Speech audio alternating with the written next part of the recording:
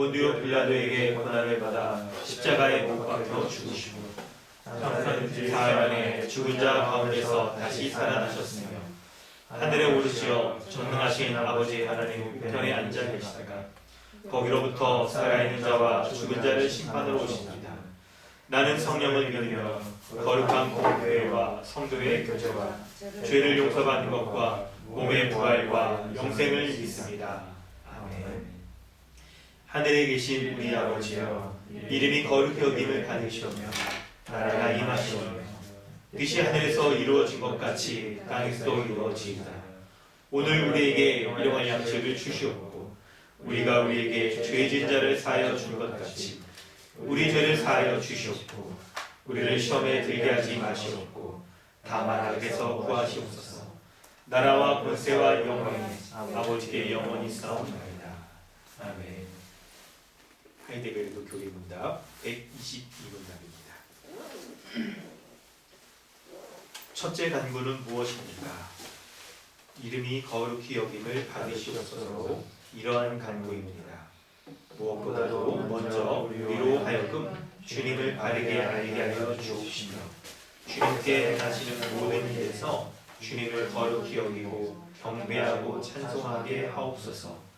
주께서 행하시는 일에는 주님의 전능과 지혜와 선하심과 의와 자비와 진리가 환히 빛나옵나이다. 또한 우리의 모든 삶을 시도하시고 우리의 생각과 말과 행동을 주장하셔서 주님의 이름이 우리 때문에 더럽혀지지 않고 오히려 영화롭게 되고 찬양을 받게 하옵소서. 아멘. 이 시간에 우리 함께 기도하도록 하겠습니다. 하나님께서는 예배 가운데 죄의 고백의 순서를 통해 우리가 참으로 하나님 앞에 예배하는 자인지 주님이 베풀어 주신 그 복음을 붙잡고 예배하는 자인지 돌아보게 하십니다.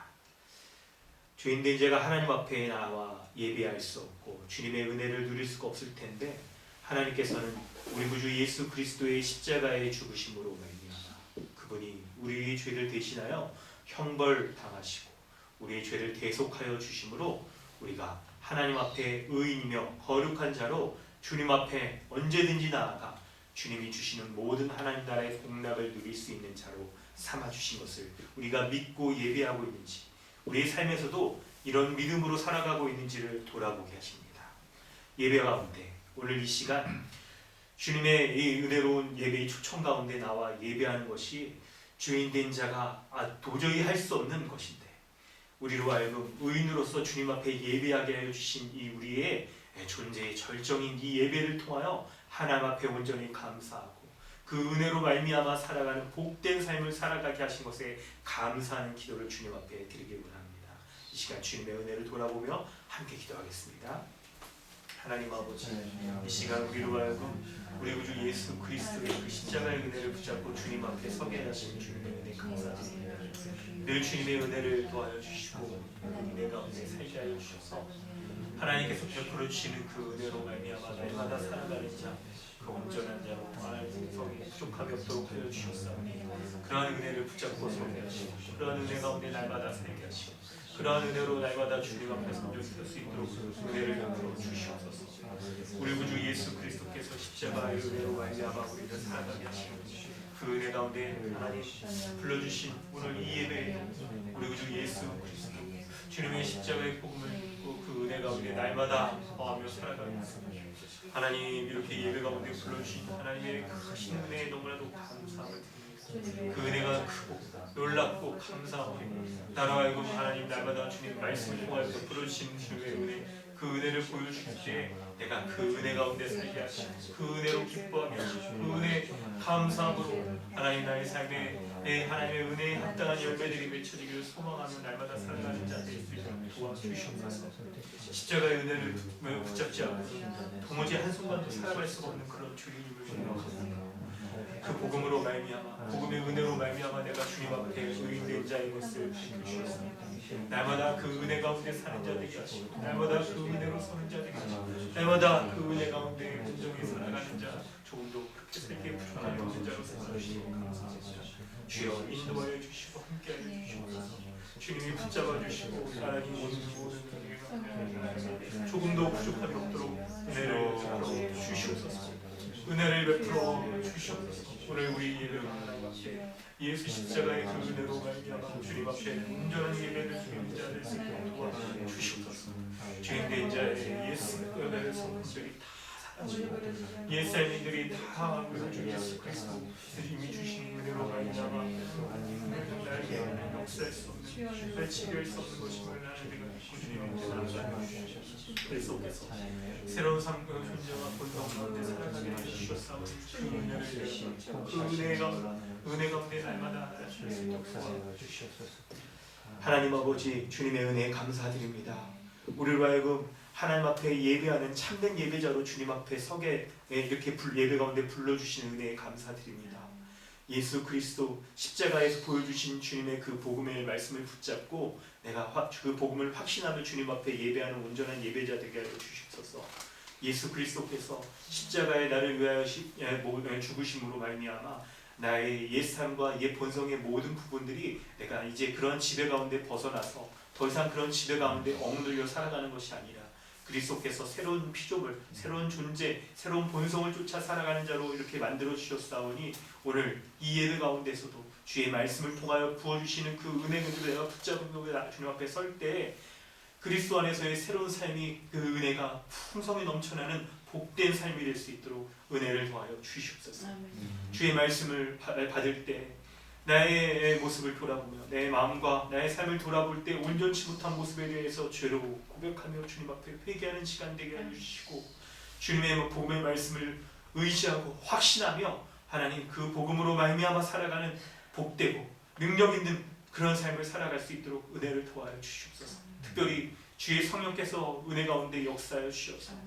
우리 마음의 깊은 곳에 이렇게 꽁꽁 숨겨져 있는 죄악된 모습이 다 주님 앞에 들춰지게 해주시고 교회적 삶을 통하여 지체들의 도움과 지체들의 이 섬김을 통해 우리가 한 몸 된 삶, 그리스도 안에서 참된 이 승리하는 삶을 온전히 살아갈 수 있는 그런 복된 은혜의 역사가 우리 가운데 드러나는 성경적 교회로 세워져 갈 수 있는 은혜가 있기를 원합니다.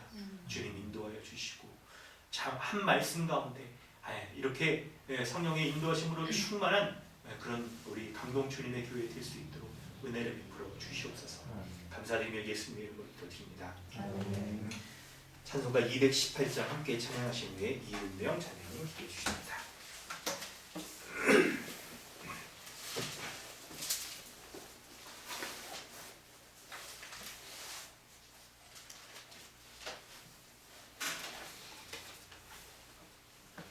찬송가 218장입니다. 내 맘과 정성을 다하여서 주 너의 하나님을 사랑하라. 내 몸을 아끼고 사랑하듯 형제와 이웃을 사랑하라. 주께서 우리에게 말하시니 그 명령 따라서 살아가리. 널 미워 해치는 원수와도 언제나 너 그렇게 사랑하라. 널 핍박하는 자 위에서도 신실한 마음으로 복을 빌라. 주께서 우리에게 명하시니 그 명령 따라서 살아가리. 나 항상 주님을 멀리하고 형제를 사랑하지 못하였다. 이러한 죄인을 사랑하사 주께서 몸 버려 죽으셨다. 소죄 그 사랑 받으니 내 생명 다 바쳐 충성하리.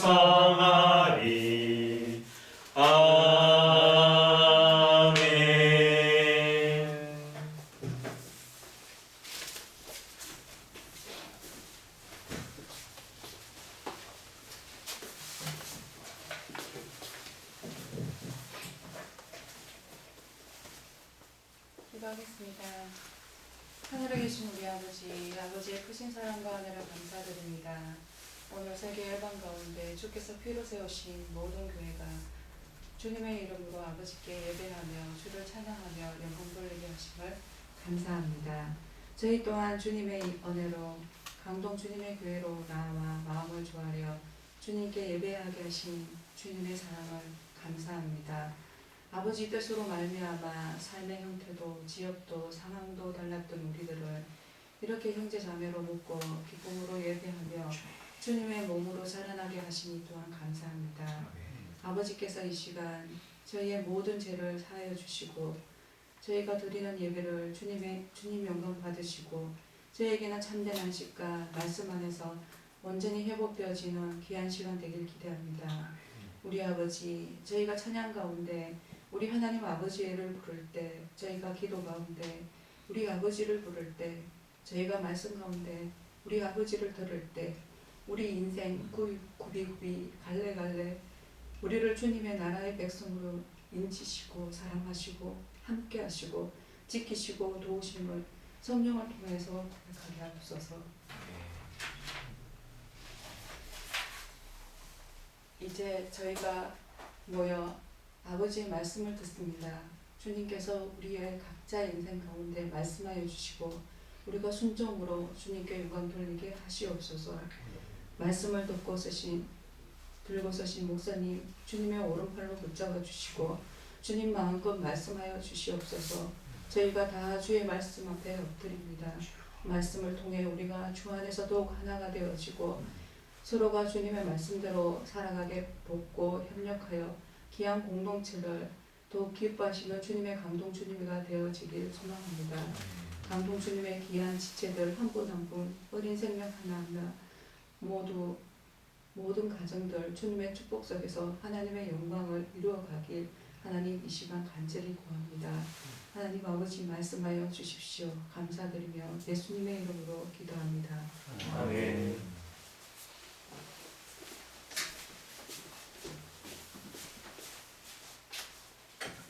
하나님께서 오늘 우리에게 주시는 말씀은 누가복음 3장 10절로 20절입니다.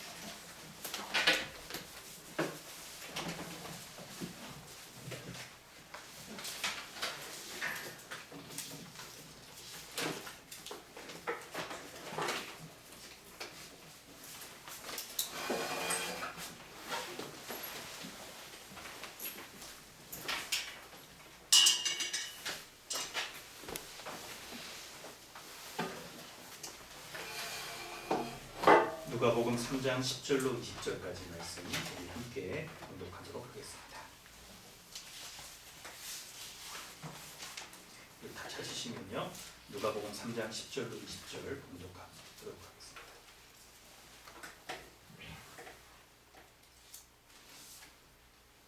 함께 읽습니다. 무리가 물어 이르되 그러면 우리가 무엇을 하리까?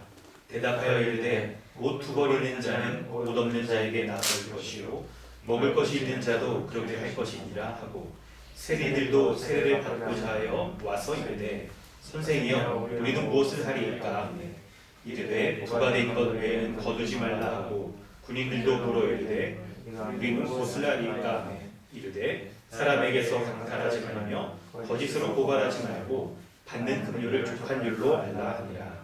백성들이 바라고 기다림으로 모든 사람들이 요한을 혹 그리스도신가 심중에 생각하니 요한이 모든 사람에게 대답하여 이르되 나는 물로 너희에게 세례를 베풀거니와 나보다 능력이 많으신 이가 오시나니 나는 그의 신발끈을 풀기도 감당하지 못하겠노라. 그는 성령과 불로 너희에게 세례를 베푸실 것이요 손에 키를 들고 자기의 타작마당을 정하게 하사 알곡은 모아 옷간에 대고 쭉정이는 꺼지지 않는 불에 태우시리라. 또 그 밖에 여러 가지로 권하여 백성에게 좋은 소식을 전하였으나 분봉왕 헤롯은 그의 동생 헤로디아의 일과 또 자기가 행한 모든 악한 일로 말미암아 요한에게 책망을 받고 그 위에 한 가지 악을 더하여 요한을 목에 가두니라. 아멘. 우리는 계속해서 오늘 누가복음 3장 10절로 20절까지 말씀을 살피고 있습니다. 이 본문을 가지고 3주 동안 이렇게 연속해서 계속해서 제가 좀 살피고 있는데요. 그만큼 본문을 좀 이렇게 볼 때 우리가 좀 집중해서 볼 부분들이 좀 많이 있어서 살피고 있습니다. 오늘 특별히 누가복음 3장 10절로 20절의 가운데에서 18절부터 20절까지 말씀, 짧은 3절이죠. 상대적으로 좀 짧은데 이 본문을 좀 이 내용에 집중해서 저희가 살펴보려고 하는데, 그런데 이 내용을 우리가 계속해서 살펴보는 10절부터 20절까지 전체의 큰 흐름 가운데에서 내용을 이어가면서 본문의 의미를 좀 밝히고 확장해가고 또 그리스도 안에서 우리에게 주신 말씀이 무엇인지를 다 살펴보려고 합니다. 10절부터 우리는 말씀을 쭉 살피면서 세례 요한이죠. 세례 요한이 예수 그리스도가 오심을 기다리면서 사람들에게 회개하면서 예수 그리스도를 맞이하라 라고 이렇게 얘기를, 회개 세례를 받게 이렇게 하였죠. 그럴 때 사람들이 10절을 보면 굉장히 좀 독특한 얘기를 해요. 무리가 물어 이르되 그러면 우리가 무엇을 하리까? 라고 말하면서 그리스도를 맞이하는 자로서 참된 믿음을 가지고 주님 앞에 서려고 할 때 가져야 되는 이 마음이 무엇인지를 우리에게 보여주는데요. 우리가 무엇을 하리까? 라고 하면서 회개에 합당한 열매를 맺을 것에 대해서 말씀하고 있는 거죠. 그래서 요한이 사람들에게 막 이렇게 구체적인 열매가 무엇이어야 되는지 막 얘기를 해줍니다. 옷 2벌 있는 사람은 나눠주고, 먹을 것 있는 사람도 나눠주고, 세리들은 이렇게 세금 걷는 사람들이었거든요. 그럴 때 부가 된 것 외에 거두지 말라.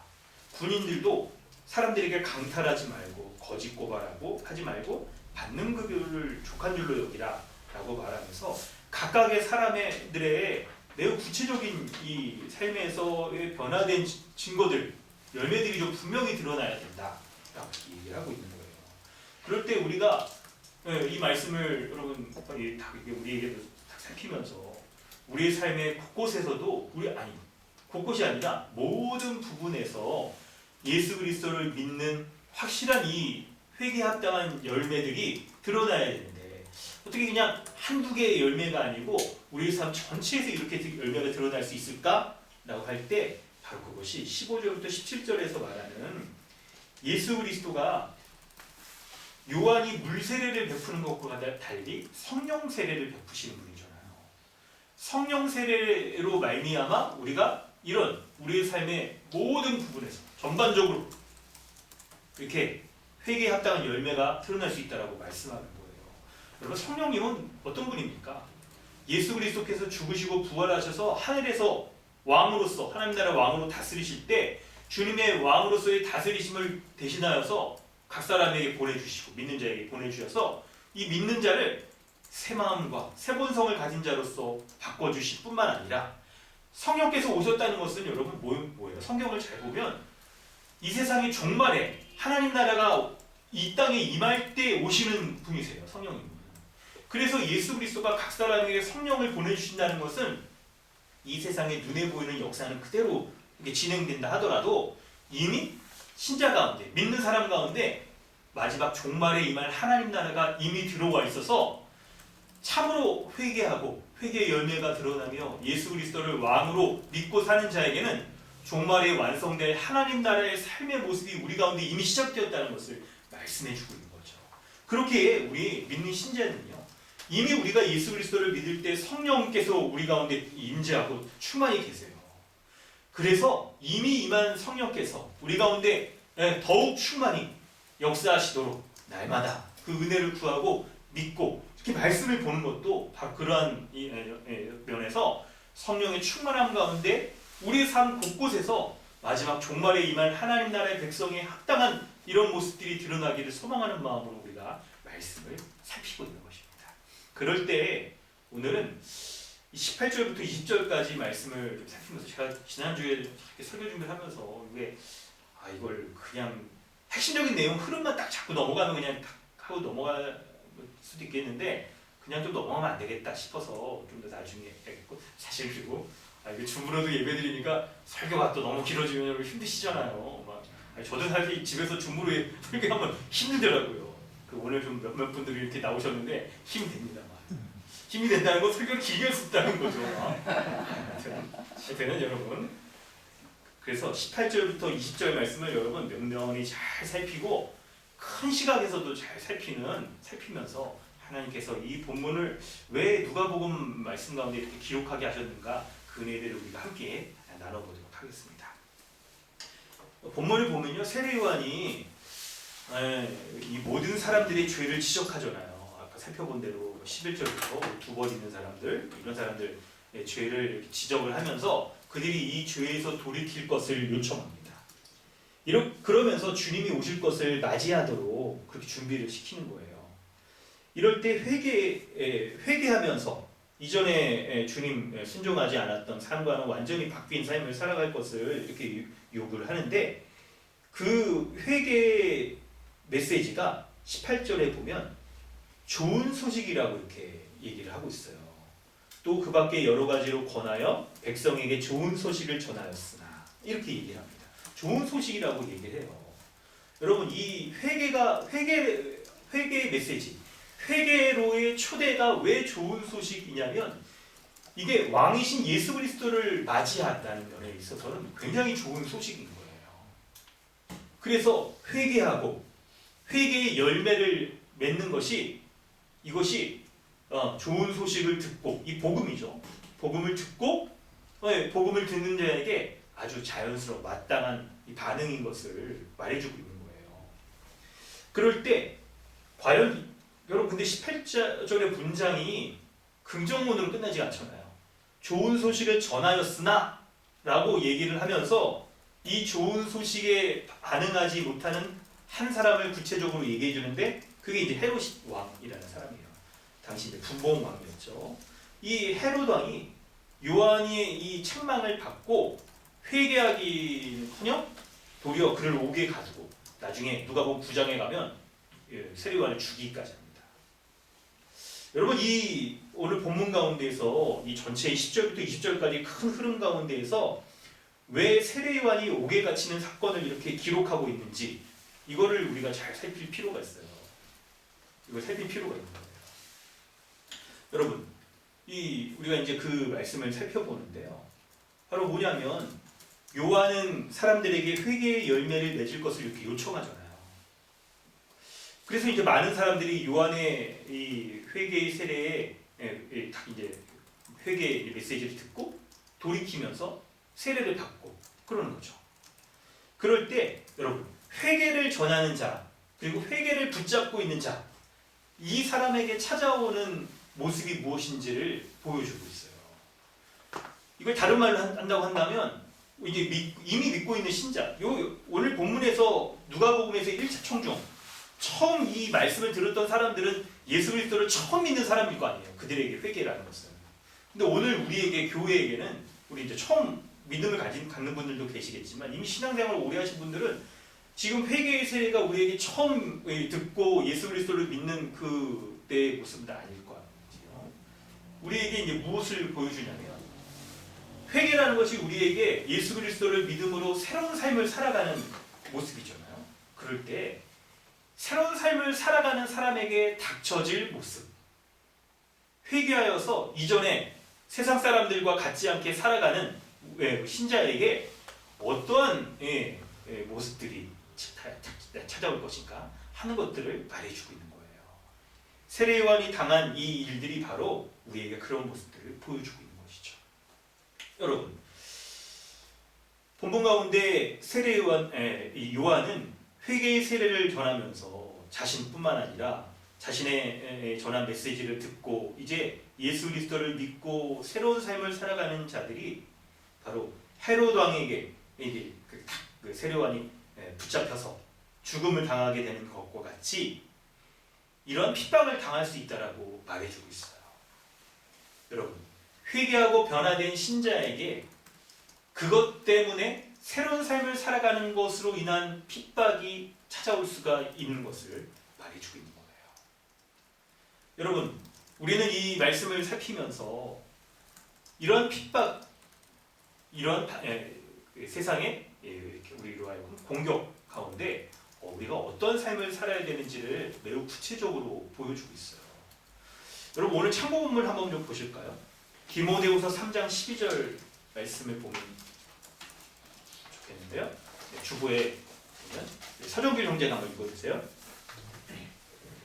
무릇 그리스도 예수 안에서 경건하게 살고자 하는 자는 박해를 받으리라. 아멘. 네. 디모데후서 3장 12절을 보면 이 박해가 어떤 성격인지를 얘기해 주는데 그리스도 예수 안에서 경건하게 살고자 하는 자가 박해를 받는데요. 그렇다면 여러분 이걸 반대로 생각해 보면 어떤 사람에게는 박해를 받지 않는다고 말합니까? 그리스도 예수 안에 있지 않는 자, 밖에 있는 자, 그리고 불경건하게 살아가는 자, 이런 사람은 박해가 없다라고 말하는 거예요. 우리가 박해를 당하는 이유는 그리스도 예수 안에 있는 새로운 존재이며 새로운 삶을, 경건한 삶을 살아가기 때문에 당하는 박해인 거예요. 그리스도가 당하신 박해와 같은 것인데요. 그렇기 때문에 우리 신자에게 우리가 회개하고 참으로 진실한 삶을 살아가려고 할 때에 그런 신자에게 이런 박해가 찾아온다는 것을 우리는 알 수가 있어요. 그런데 여러분, 이런 박해가 우리에게 찾아올 때 우리가 믿음으로 이것을 감당해야 됩니다. 경건한 삶을 살아가고자 하는 자에게 박해가 찾아오는 거잖아요. 여러분, 이 말씀을 생각해 보면 여러분, 이게 항상 100% 우리에게 모든 영역에서 일어나는 것은 아닐 수 있지만, 그러나 많은 부분에서는 맞는 말일 수 있어요. 뭐냐면 우리에게 이런 박해가 없다라고 하는 것은요, 우리가 그리스도 예수 안에서 경건하게 주의 말씀을 순종하며 살아가는 자인지를 보여주는 그런 포인트인 거예요. 우리가 정말 그리스도 예수 안에 있는 하나님 나라의 백성, 새로운 존재이며 하나님 나라의 백성에게 합당한 새로운 삶을 살아가는지를 보여주는 게 바로 박해인 거죠. 세상이 우리에게 이런 핍박을 주고 있는 것을 통해 우리가 참된 믿음을 가지고 지금 살아가고 있는지를 살필 수가 있는 거예요. 예수 그리스도께 순종하며 살아가는 자에게는요, 세상이 요구하는 세상의 나름대로의 논리와 이 시대의 정신과 세상 사람들이 보편적으로 살아가는 삶을 따르지 않기 때문에 그것과 충돌하여서 우리에게 박해가 찾아와요. 세상이 우리를 핍박하게 해요. 여러분, 이런 핍박과 박해는 매우 두려운 것이죠. 많은 사람들이 여러분 예스라고 딱 이렇게 살아가는데 무슨 광고 CF처럼 혼자 노 하는 게, 여러분 해보셨는지 모르겠지만 이런 거 이게 말처럼 쉬운 게 아니라는 걸 어른들은 잘 아실 거예요. 이런 딱 우리가 눈 감고 사람들과의 딱 반대에 서서 아니다라고 말하고 다른 내가 그냥 노선을 걸어가겠다라고 말하는 게 얼마나 어려운지 여러분 잘 아실 겁니다. 그런데 우리의 말씀 가운데 살펴보겠지만 15절 이하에 성령으로 함께 하시는 이 하나님 나라의 백성은 이를 능히 이겨낼 수 있는 거예요. 이런 핍박과 박해를요. 이것이 성령으로 충만한 신자, 예수 그리스도가 왕으로서 우리 가운데 성령으로 충만케 하시는 그런 하나님 나라의 백성이 감당할 수 있는 놀라운 은혜인 것입니다. 그런 자에게 하나님께서 하늘의 상이 너에게 클 것이다, 그렇게 말씀하고 계세요. 오늘 본문에 실어놓지는 않았지만 마태복음 5장 15절, 5장 11절 이하에 보면 나로 말미암아 너희를 욕하고 박해하며 거짓으로 너희를 거슬러 모든 악한 말을 할 때 너에게 복이 있다. 기뻐하고 즐거워하라. 하늘에서 너희의 상이 큼이니라. 너희 전에 있던 선지자들도 이같이 박해하였느니라고 말씀하고 있는 거예요.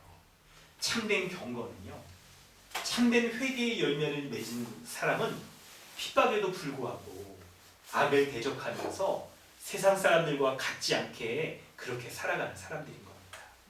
여러분, 이 말씀을 우리가 생각해 보면서 우리는 이제 구체적으로 우리가 성령의 능력으로 말미암아 싸워야 될 핍박, 우리가 감내해야 될 세상의 공격, 그것이 구체적으로 무엇이 있을까? 여러분, 다양한 영역에서 우리가 지난주에 이제 그런 걸 살핀 겁니다. 옷 두 벌 있는 자는 나눠줘야 되는 것이죠. 이 나눠주지 않고 자기가 움켜 가지려고 하는 거, 두 벌 있는 거 나눠주려고 할 때 자기는 한 번밖에 없으니까 자기의 삶이 매우 축소되며 위축되고 아니 그냥 망해버릴 것만 같은 그런 두려움 가운데 정말 하늘 아버지를 내가 믿고 살아가고 있는가에 대한 이런 우리의 믿음을 점검해 보게 되는 일들이 드러나게 되고, 세리들도 여러분 부가된 것 외에 거두지 않고 하면서 굉장히 이 당시의 세리들은 부를 많이 소유할 수 있는 그런 기회가 있는 사람들이었던 거예요. 그런데 그런 우리의 기회비용이라고 그러죠, 이런 걸. 그런 것들을 다 포기하고 주를 따름으로 내가 이런 자발적으로 가난해지고, 자발적으로 이 세리들이 어떻게 하라고 그러니까 다른 말씀을 보면 너희가 착취한 것들을 나눠주라고 말하잖아요. 이웃을 섬기고 사랑하기 위해 자발적으로 가난해지는 그런 삶을 살아갈 것에 대한 우리의 도전들, 그것으로 인한 핍박들을 감당할 것이 될 것을 말씀하고 있는 것이죠. 이런 모습으로 각각의 삶의 모습에 우리는 이 말씀을 적용해 볼 수가 있는데, 그런데 특별히 이 본문은 19절 이하의 헤롯의 한 악행들을 통해서 매우 우리의 구체적인 적용의 면들을 말해주고 있어요. 여러분, 그것이 무엇인지 본문 속으로 우리가 좀 더 들어가 보도록 하겠습니다. 우리 19절, 20절 우리 한번 보겠는데요. 우리 한번 같이 읽어보도록 하겠습니다. 함께 읽습니다. 시작. 분봉왕 헤롯은 그의 동생의 아내 자기가 모든 악한 일을 요한에게 생각하고 그의 한 가지 악을 더하여 요한을 자기에게 가져오라. 아멘. 여러분, 세례 요한은 좋은 소식을 전했습니다. 이 좋은 소식이란 게 여러분 일반적으로 사람들 편에서의 좋은 소식이란 뭐겠습니까? 자기 마음을 흡족하게 해주는 게 좋은 소식일 거예요. 귀에 듣기에 좋은 소식, 그것이 바로 좋은 소식이겠죠. 자신의 잘못을 지적하고 마음을 상하게 하고 감정을 밝히게 하는 그런 소식들은 사람들 편에서는 좋은 소식으로 여기지 않을 겁니다. 그런데 세례 요한이 전한, 헤롯에게 전한 좋은 소식은 이런 것과는 거리가 멀었어요. 본문의 19절에 나오는 요 분봉왕 헤롯은, 그리고 그의 아내, 그의 동생의 아내 헤로디아 이렇게 써 있는데 1절에 나와 있는 요 사람들을 가리키는 거죠. 헤롯이 누구였냐면 헤롯 안티파스라는 사람이었고요. 그리고 그의 동생의 이름이 빌립이라는 사람이었어요. 그리고 자신의 빌립의 동생, 자신의 동생의 아내가 바로 헤로디아였던 거죠. 그런데 이 헤롯은요, 이 동생의 아내와 결혼하고자 어떻게 했습니까? 자기 아내와 이혼하고, 그리고 자기 동생의 아내와 이렇게 막 결혼하게 된 거죠. 이것에 대해서 요한에게 책망을 받았어요. 구체적으로 이 일에 대해서 지적을 당하게 되자 어떻게 합니까? 요한을 옥에 가두게 되는 것이죠. 여러분, 19절에 나온 요 내용들이 갖는 의미가 무엇인지를 우리가 이제 좀 더 이렇게 살펴보도록 하겠는데요. 요게 당시에 여러분 역사가들도 이 내용에 대해서 주목한 부분들이 있어서 요 헤롯의 원래 아내가 누구였는지도 이렇게 기록을 하고 있어요. 당시에 이스라엘 근처에 있었던 나바티안 왕국이 있었는데 거기에 아레다 4세가 왕이었어요. 당시에 그 사람의 딸이라고 기록이 돼 있을 정도로 매우 역사적으로 실증이 있는 그런 인물이에요. 그런데 그 사람과 결혼했는데 동생의 아내가 마음에 들었나 봐요. 이게 참 그래가지고 동생의 아내가 뭐죠? 이게 촌수 따지면 제수씨죠. 제수씨가 마음에 들어서 그래서 그냥 그냥 자기 아내랑 이렇게 나랑 이혼을 하고 이렇게 결혼을 한 거죠. 이렇게 결혼을 한 거예요. 그 외에도 여러 가지 죄가 많다라고 말했는데, 근데 여러분 본문을 살펴볼 때 사실 이 19절의 이 이 헤롯의 간음이죠. 사실 이 간음이 그냥 20절에 말한 여러 가지 악 중에 하나로서 본문에 그냥 딱 이렇게 포함되어 있을 수 있었음에도 불구하고 이것을 들춰내서 구체적으로 기록하고 있는 것들을 우리가 좀 살펴보자는 거예요. 여러분, 이 오늘 본문은요, 다른 사람의 아내를 탐내어서 간음하고 그리고 이혼한 이 죄악과 싸우는 신자가 당하는 핍박에 대해서 말하고 있어요. 여러분, 이 본문을 우리가 이제 이 내용들을 우리가 살필 텐데 이 본문의 메시지를 여러분 바로 이렇게 연결해서 이혼하지 말라라고만 하면 여러분 그냥 윤리도덕적인 그런 교훈과 크게 다르지 않을 거예요.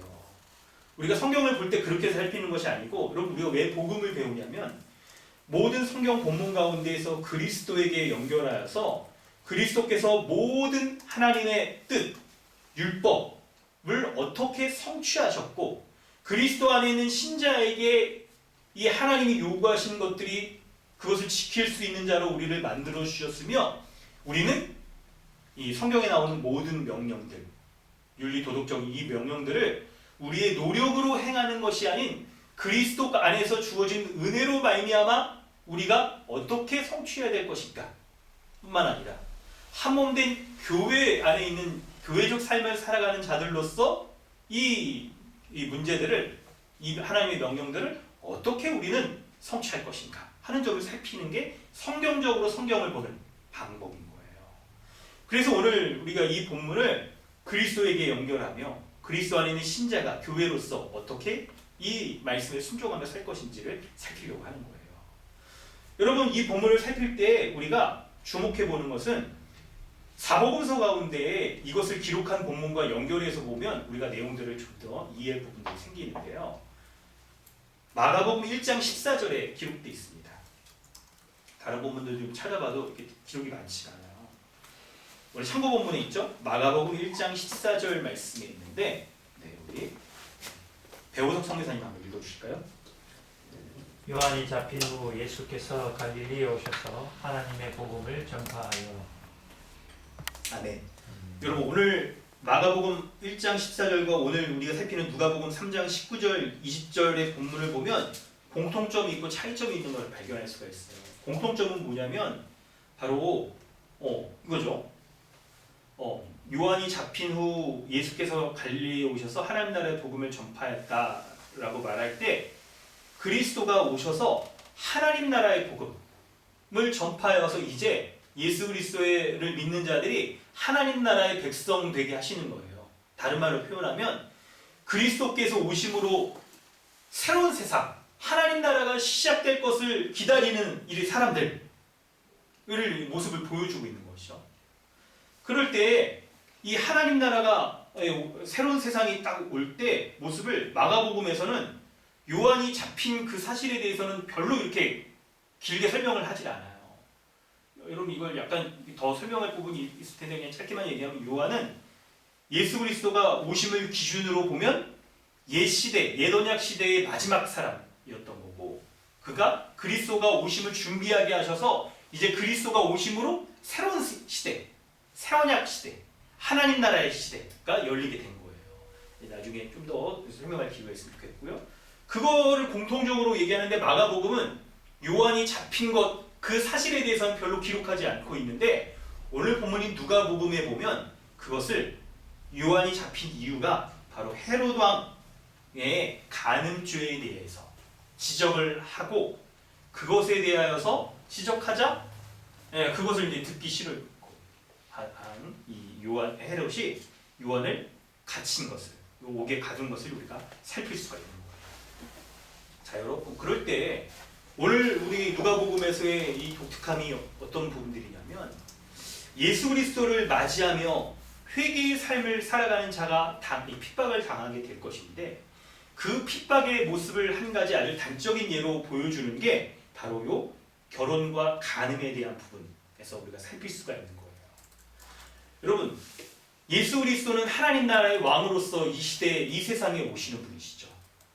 그럴 때 하나님 나라가 오심을 방해하는 자들이 있는데 바로 그것을 대표적으로 보여주는 게 헤롯과 같은 이 왕들이죠. 세상의 주관자들. 우리 1절에도 살펴봤잖아요. 여러 왕들이 다 기록하고 있는 것이 바로 그런 모습이잖아요. 이 시대에는요, 참된 왕이신 예수 그리스도의 다스림을 거부하고 있어요. 이 세상의 주관자, 악한 영들, 영적 세력들, 이런 세력들, 하나님 나라에 반대되며 살아가는 이 세력들을 대변하는 것이 바로 왕인 거예요. 이 세상을 대변하는 이 헤롯 왕의 간음과 이혼은요, 왕이신 예수 그리스도가 오셔서 세우실 하나님 나라의 모습과는 매우 거리가 먼 모습이었어요.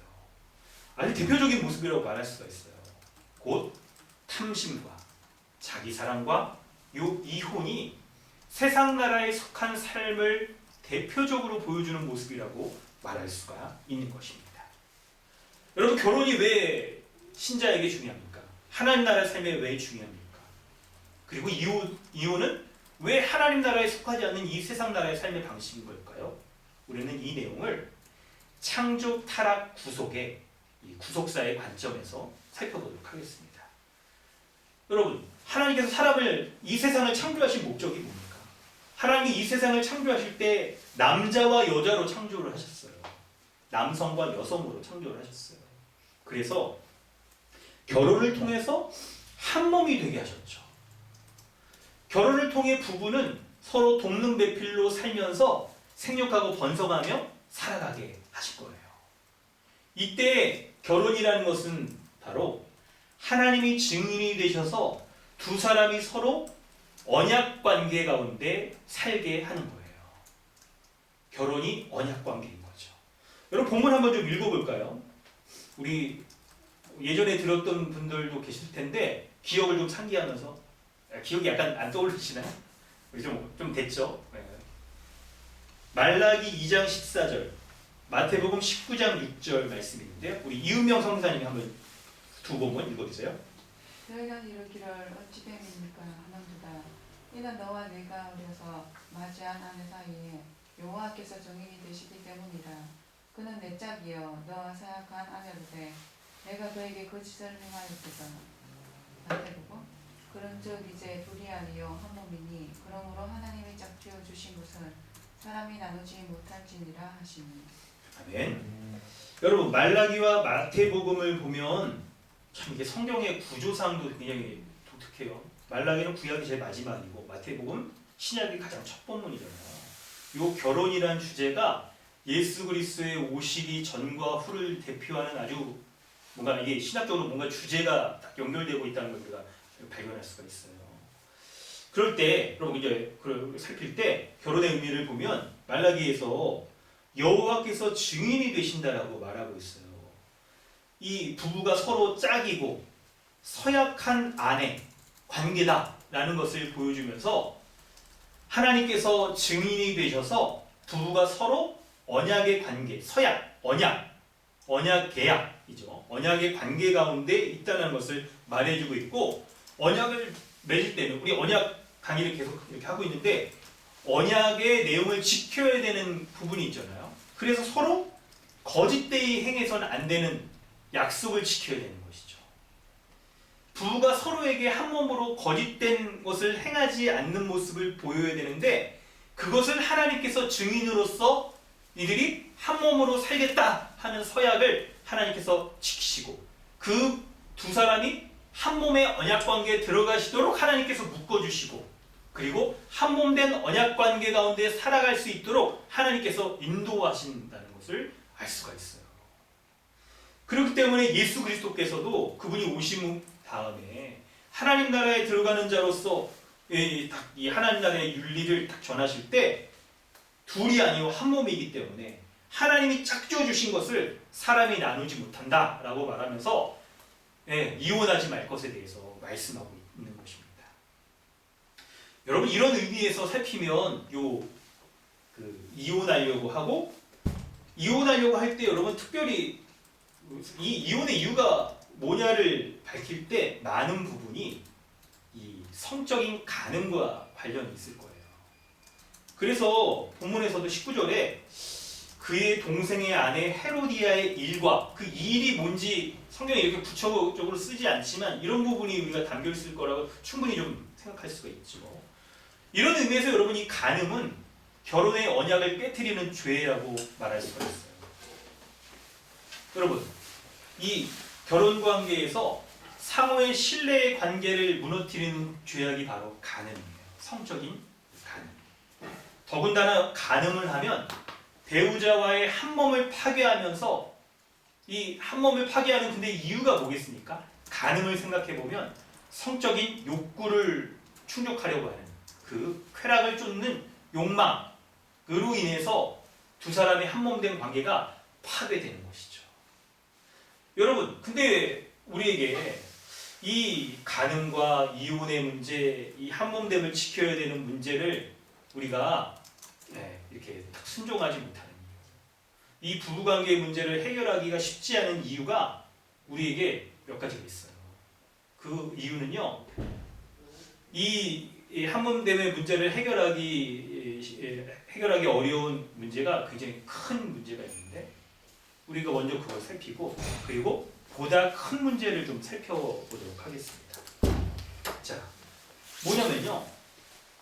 여러분, 사람들은 이 타락한 세상 가운데 죄인들이 살아가고 있는 거예요. 우리는 죄인으로서 이 타락한 세상에서 살아가고 있어요. 사람들이.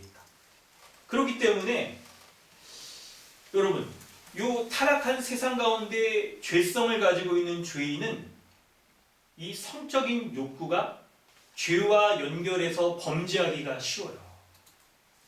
성적인 욕구 자체는 여러분 건전한 겁니다. 하나님이 주신 것이고. 그런데 여러분, 기독교는요, 이 성적인 욕구 자체에 대해서 이걸 죄라고 얘기하지 않습니다. 우리가 믿는 기독교는 여러분, 성적인 욕구에 대해서 양극단 둘 다 반대예요.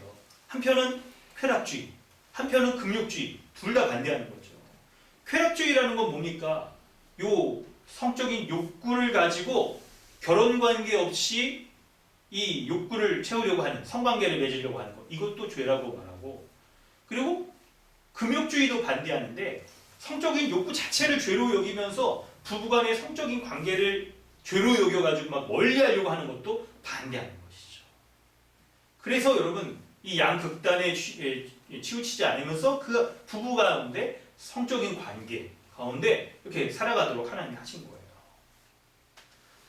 여러분, 그런데 죄인이 갖고 있는 이 죄성으로 인해서 성적인 욕구가 죄를 짓는, 범죄하는 쪽으로 이 연결되기가 쉬운 특징이 있는데, 그런데 보다 큰 문제가 있어요. 그건 뭐냐면 성적인 욕구를 죄 범죄하도록 만드는 이 세상의 풍조가 있는 거예요. 이 세상의 풍조가. 이 세상 나라의 풍조가 결혼제도를 중요하게 여기지 않게 하고, 오늘 본문에 헤롯의 간음이 죄악이 바로 이것을 보여주는 거죠. 세상 나라의 왕을 대변하는 이 헤롯이 범죄하는, 성적인 범죄를 하는 것을 통해 이 세상의 풍조가 결혼제도를 소중하게 여기지 않도록 해요. 이 세상을 대표하는 이 헤롯 왕이 결혼제도를 깨뜨리는 이 모습이 바로 이 세상에 속한 아주 사람들의 대표적인 모습을 보여주는 겁니다. 왕이신 예수 그리스도가 오셔서 세울 하나님 나라와 거리가 먼 대표적인 모습이라고 말할 수가 있어요. 그렇다면 여러분, 예수 그리스도가 오셔서 하나님 나라를 세우실 때 새로운 세상을 만드신 그 나라는요, 어떤 모습일까요?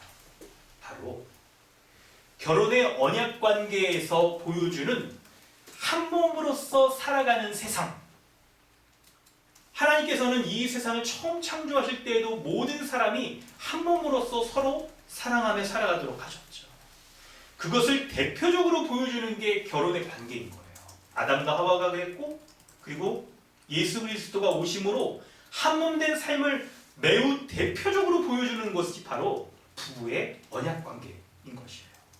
그래서 결혼의 언약 관계가 회복되어져서 이 부부가 한 몸으로서 살아가는 것을 회복되어지기를 하나님께서 꿈꾸신 거죠. 사랑하는 성도 여러분, 우리는 이제 구체적으로 이 본문의 말씀들을 우리의 자신과 가정과의 모습으로 적용해 보면서 살펴보려고 하는데, 성도 여러분, 여러분의 가정 가운데서도, 여러분의 부부 관계에서도 하나님께서 이런 일들을 행하신 줄로 믿습니다. 우리로 하여금 한 몸으로서 서로를 신뢰하고 살아가도록, 한 몸으로서 섬기며 살아가도록 꿈꾸는 그런 하나님 나라의 백성으로 우리를 불러주시는 거예요. 그런데 우리가 이런 복음을 들을 때 이런 바램들이 우리에게 있을 거예요. 결혼할 때 여러분, 우리가 그런 바램으로 다 그렇게 시작하잖아요. 결혼할 때, 결혼 초기부터 여러분 그렇지 않은 사람은 거의 없을 겁니다. 불신자들도 하물며 결혼 초기에는 정말 거의 뭐 말 안 해도 하나님 나라와 같은 모습을 그들이 다 누리며 살잖아요. 근데 여러분, 신자인 우리에게도 이런 바램들이 변하지 않고 우리가 쭉 갔으면 좋겠는데, 그럼에도 우리의 실제 부부의 관계 모습을 살피면 우리에게 결혼 관계가 잘못되고 있다는 징후들이 여러 가지로 나타납니다. 그 징후가 무엇인지를 우리가 좀 구체적으로 좀 살펴보도록 하겠는데, 결혼의 관계를 한 몸으로 돕는 배필로서 살아가는 것이라고 말할 수 있는데, 그래서 그 징후를 두 가지로, 한 몸인가 돕는 배필로 살아가는가로 우리가 살필 수가 있을 거예요. 자, 이제 여러분 이 말씀을 매우 우리 좀 실체적인 적용적인 면들로 말씀을 저 이어가려고 해요. 이제 좀 약간 좀 염려가 되어지는 건 결혼 안 하신 분들이 있으셔서 염려가 되어지지만 이 복음을 잘 알면 여러분 결혼 생활 처음 시작하실 때 얼마나 더 복되게 시작하실 수 있겠어요. 사실 저는 오늘 이 설교를 준비하고 그러면서 참 감사하게 뭐 여러 듣는 바가 배운 바가 또 있고 복음도 배우고 뭐 십계명도 배우고 하는 것들도 있겠지만 그 가운데 더 발전해서 본문을 연구하면서 더 하나님 주신 지혜와 은혜들이 있더라고요. 내가 10년 전에 이 말씀을 들었으면 얼마나 더 결혼 생활이 복됐을까 하는 막 그런 게 있는 거예요. 지금 결혼 안 하신 분들 졸려하지 마세요. 자기에게 아닌 것처럼 하지 마세요. 우리가 결혼 생활을 살피는 궁극적인 목적은 결혼의 한몸됨과 같이 우리가 교회로서 한몸되며 살아가는 것을 꿈꾸는 거예요. 여러분 천국에 가면 결혼관계가 있다고 말합니까? 없다고 말합니까? 없다고 말하잖아요. 그때는 어떤 관계예요? 이 세상에서 부부의 한몸된 언약을 누린 언약의 삶을 살아간 것 같이 모든 사람들이 그리스도 안에서 한 몸으로 살아갈 것이기 때문에 더 이상 결혼과 같은 한 몸이 존재할 필요가 없어요. 그건 이 세상에서 죄악된 세상에서나 필요한 부분들이고 하나님 나라 가면 이 세상의 모든 죄악된 것들이 다 사라져버리기 때문에 새로 갱신되기 때문에 모든 사람들이 부부간에 누릴 수 있는 모든 것들을 다 누리며 살아가는 거예요. 여러분 이거를 꿈꿔보면 지금 오늘 본문도 여러분 그런 식으로 여러분 적용할 수가 있는 것입니다. 자, 한몸됨이 깨어진 모습은 뭡니까? 여러분 한몸된 존재가 바뀌었다. 우리가 두 사람 원래 두 사람으로 존재했던 사람들이잖아요. 만나기 전까지는 서로 모르는 사람들이었어요. 남남이었죠. 그런데 한 몸이기 때문에 하나의 존재로서 살아가는 두 사람이 하나의 존재로서 살아가는 것 같은 이런 삶을 우리가 산다라고 말하고 있는데 그럴 때 이 두 사람이 한 존재로 살아갈 때 그 친밀함의 정도가 여러분 어떻겠습니까? 각자 우리 모습을 돌아보면 한몸됨의 친밀함의 이 시간과 장소, 생각과 감정의 공유가 우리 가운데 줄어들고 있지는 않은지를 살피는 것이 지혜롭습니다. 외적인 모습으로는 이 친밀함의 정도는요, 여러분 뭐겠습니까? 시간과 공간을 같이 하는 게 이제 한몸됨의 모습이기 때문에 뭐 잠자리를 따로 분방한다든지 이렇게 되면 부부가 점점 멀어지게 되고 주말 부부 하는 것도 여러분 성경적으로는 우리가 권장하지 않죠. 주말 부부뿐만 아니라 기록이 이런 거 우리가 권장하지 않죠. 한몸됨을 깨트리기 때문에 그런 것이죠. 뿐만 아니라 이 한 공간적인 것, 시간적인 것을 얘기를 했는데 생각과 감정에 있어서도 이게 여러분 친밀함을 우리가 누리는 아주 중요한 부분이잖아요. 그렇기 때문에 우리가 여러분 코로나 가운데서도 어떻게 하든지 간에 우리가 참 더 만나려고 하고 공유하려고 하고 나누려고 하고 하는 이유가 이제 그런 건데 마찬가지로 무슨 생각을 하며 어떤 삶을 살아가고 있는지 어떤 감정을 공유하며 살아가는지를 이렇게 느끼며 살아가는지를 공유하는 게 적어진다면 이 한 몸의 친밀함들이 우리에게 적어지고 있다라고 우리가 살필 수가 있을 거예요. 이것이 외적으로는 부부간에 지금 대화가 좀 줄어들게 되고 대화가 거의 싸움이 된다거나 또한 본문에서 살피는 것처럼 성적인 관계가 줄어드는 것도 이런 모습이라고 살필 수가 있을 거예요. 두 번째는 돕는 배필로서 한 몸이 되는 것은 돕는 배필로서 살아가기 위함인데 돕는 배필로서 하나님께서 남자와 여자를 한 몸으로 묶어주셨다는 것은 서로가 서로를 돕고 더욱 온전하게 하고 더욱 빛나게 하고 더욱 성숙하게 하고 그 표현이 성경에서는 그리스도를 닮아가는 것으로서 그리스도의 장성한 분량에까지 자라가는 것으로서 말하고 있는데 그런 자라감이 우리에게 드러나고 있는지를 살펴야 되는 것이죠.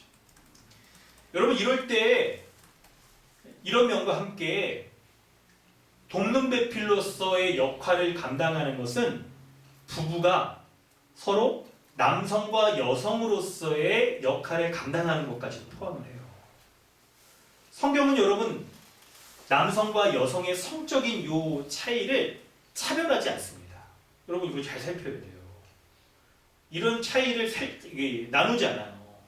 어떤 분들은 아담과 하와 예를 들면서 하와가 아담의 갈빗대에서 나왔기 때문에 너는 내 갈빗대밖에 못한 거야.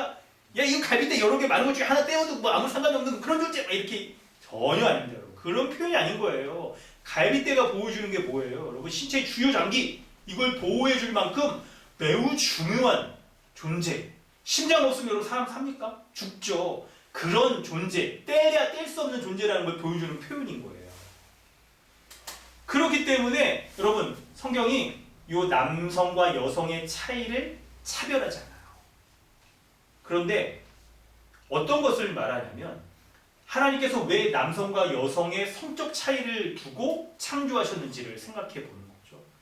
아니 여러분 그러지 않고 아메바로 창조하셨으면 남성과 여성의 성적 차이가 없었을 거 아니에요. 필요에 따라서 막 남성이 암컷이 됐다가 수컷 됐다가 막 그러기도 하고 그냥 무성생식하기도 하고 그러면 전혀 이런 문제가 필요 없을 거예요. 근데 하나님은 남성과 여성으로 창조하시고 남성과 여성의 각각의 가정에서 부부관계에서 가정에서의 성적 역할들을 하나님께서 주신 거예요. 그래서 그런 역할들을 가지고 서로를 도우라고 하나님께서 두신 것이죠. 서로를 돕는 이런 역할에 대해서 여러분 뭐 집안일 도와줘라라는 정도로 오해해서는 안 됩니다. 그런 게 아니라 서로를 도움으로써 부부가 서로 그리스도를 닮아가고 있는가를 확인하는 게 매우 중요한 거예요. 이때 우리가 남성과 여성의 기능적인 차이를 하나님께서 두셨기 때문에 남성은 남성으로서의 역할, 남편으로서의 역할, 아내는 또한 여성은 또 아내로서의 이 역할을 잘 감당하고 있는 성경적인 부부관계, 가정인지를 살피실 수가 있어요. 우리에게 이런 모습들을 살필 때에 한 몸으로서의 그리고 돕는 배필로서의 모습을 살필 때 우리에게 이런 모습이 줄어든다라고 한다면 우리에게 결혼관계가 좀 한몸된 언약관계 가운데 있기보다 뭔가 이것이 좀 성경적이지 못한 모습으로 드러나는 징후들이 나타난다고 말할 수가 있을 거예요. 그런데 여러분 왜 그럴까요? 우리가 여러분 이런 성경적인 가정을 다 꿈꾸지 고의적으로 이런 거 하기 싫은 사람은 한 명도 없을 겁니다. 정말 참된 믿음이 있는 사람은 누구나 다 하나님의 말씀에 순종하여서 이런 가정 꿈꾸고 그러죠. 보면 여러분 오늘 본문에서 본문의 큰 흐름 가운데 요한이 회개에 합당한 열매를 맺으라고 말하잖아요. 이 결혼의 관계도 우리가 맺어야 될 회개에 합당한 열매 가운데 매우 중요한 부분, 매우 중요한 정도가 아니라 우리 삶에서 가장 돌이키기 어려운 지점이 바로 이 지점이라고도 말할 수 있을 거예요. 가장 말씀에 순종하기 어려운 지점, 그게 바로 결혼, 부부의 한몸됨이라고도 말할 수 있을 거예요. 여러분 하나님의 뜻을 요약하면 뭡니까? 하나님 사랑과 이웃 사랑이라고 요약할 수 있잖아요. 그럴 때 그것을 더 구체적으로 한 가지로 요약해 주는 게 이웃 사랑이에요. 그럴 때 여러분 이웃이 누구라고 생각하세요? 대부분 이웃 그러면 연말연시니까 불우한 이웃을 도와야겠다. 아니 전혀 얼굴도 알지 못하는 먼 데 있는 이 사람이 나의 이웃이라고 여러분 생각하죠? 근데 여러분 잘 생각해 보면 왜 오늘 본문이 이 헤롯의 이 결혼을 얘기를 하고 있으며 예수 그리스도께서도 그걸 언급하셨고 또 하나님은 이걸 부부를 언약의 한몸된 관계 가운데 두셨으며 창세기 세상을 처음 사람을 창조하셨을 때 한몸됨의 관계를 부부관계로서 먼저 이렇게 아담과 하와의 부부관계로 시켜준지를 우리가 주목을 하는 것이 좋아요. 바로 이웃사랑의 첫 출발점이 결혼인 거예요. 부부의 관계, 한몸됨. 우리의 제1의 이웃은 바로 부부인 거예요. 그리고 우리의 이웃사랑의 첫 출발점이 결혼이자 그리고 이 이웃사랑의 궁극적인 또 여러분 이 모습이 결혼관계 가운데 드러날 수 있다는 거예요. 이걸 우리가 살펴야 되는 거예요. 성경은 결혼을 한몸됨이라고 말하고 있는데 여러분 우리가 요 한몸됨의 관계를 잘 보여주는 게 부모와 자식의 관계라고 우리가 흔히 생각을 하잖아요. 그래서 막 이렇게 뉴스 같은 데 보면 이게 불나고 그랬을 때 부모가 그냥 자식 구하려고 불 속에 뛰어들고 막 본능적으로 막 물에 뛰어들고 막 이런 모습 때문에 나와 뗄 수 없는 관계다. 우리가 이렇게 다 이렇게 생각하고 있는데 그런데 여러분 하나님께서는 그게 굉장히 자연스럽죠. 근데 그럼에도 불구하고 한몸됨의 대표적인 모습을 부부관계 가운데 하나님께서 두셨잖아요. 부모 자식과는 다른 면이 있는 거예요. 여기에 뭘까요? 여러분 흔히 부부는 남남의 만남이라고 이렇게 우리가 쉽게 그렇게 이해하죠. 다른 말로 얘기하면 우리 막 이게 싸움할 때도 부부 싸움은 칼로 물베기다 라고 말하는 게 정말 보여주는 면이 있는데 이게 한 몸이기 때문에 싸워봐야 소용없으니까 야 결국 화해하면 살아가야 되니까 그냥 쉽게 해라 용서해라 말하는 측면 하나라 본질적으로 부부가 남남으로 만났고 세상 사람들은 이혼하면 남남이기 때문이라고 다 그렇게 여기잖아요. 여기에 여러분 생각을 해보면 한 몸으로 만난 이 사람이 본질적으로는 원래 남남이었 관계였다는 거. 이걸 여러분 생각을 해볼 수 있어요. 원래 아주 먼 이웃이었던 거죠. 얼굴도 새판 모르는 먼 이웃. 그렇기 때문에 죄인의 본성적인 악함들이 드러나기가 매우 쉬워요. 죄인의 특징이 뭡니까? 자아적 존재. 자기 사랑을 대표로 하며 살아가잖아요. 이런 자아적 존재로서 자기 사랑을 하는 두 사람이 서로 만났으니 얼마나 그 두 사람이 살아가는 모습이 존재의 하나됨을 이루기가 어려울 뿐만 아니라 물과 기름처럼 실제 살아가는 모습도 자기 사랑하는 두 사람이 서로 만나 있으니까 얼마나 그 관계가 느슨하고 얼마나 그 관계가 끊어지기가 쉬울 거예요. 이런 사람을 한 몸으로 이게 묶어주는 게 결혼이라고 하니까 이 결혼 생활 한 몸으로서 행하는 것이 우리에게 참 어려운 부분일 거예요. 여러분 이 말씀을 우리가 살필 때 과연 그렇다고 해서 우리의 부부의 관계 가운데 나타나는 결혼 관계가 나타나는 문제들을 우리가 쉽게 합리화할 수가 있을까? 본문의 말씀 가운데 하나님은 무엇을 말씀하시는가를 생각해 봐야 되는 거예요. 하나님께서는 11절부터 14절에 일반 백성에 이르기까지 그리고 19절에 왕에게 이르기까지 모든 백성으로부터 왕에게까지 누구나 다 왜곡된 결혼에 대해서 회개함이 마땅하다라고 그것이 하나님 나라의 백성의 마땅한 모습이라고 말씀하고 있어요. 모두가 자신의 삶의 모든 영역에서 그리스도를 맞으며 회개했듯이 부부간에도 모든 부분에서 회개함이 마땅한 거예요. 그러나 이 왕이 회개하지 않은 면에서 결혼 관계에 대한 성경적인 모습, 말씀에 순종하며 살아가는 것이 얼마나 어려운가를 우리에게 보여줘요. 여러분 그렇다고 해서 우리가 이 말씀을 순종하지 않고 본성대로 죄인의 본성대로 그렇게 살아가겠습니까? 그렇지 않죠. 우리가 여러분의 부부관계는 어떻습니까? 우리가 이 말씀을 살필 때 먼저 여러분 이거 하나를 좀 분명히 해야겠습니다. 분명히 해야 되겠습니다. 그게 뭐냐면 결혼 생활에서 문제가 나타내는 것을 문제가 있는 거 여러분 이런 거 우리가 자랑하진 않지만 숨길 이유가 없는 거예요. 한 몸 된 교회 안에서 여러분 이걸 잘 생각할 필요가 있어요. 한편으로는 이 결혼 관계가 이 삐걱삐걱거리고 막 이러는 게 죄인된 사람의 일반적인 모습, 자기를 사랑하며 살아가는 사람의 일반적인 모습이기 때문에 우리에게 이런 문제가 드러나는 것이 굉장히 일반적일 수가 있을 거예요. 무엇보다 우리는 한 몸 된 교회로서 살아가고 있잖아요.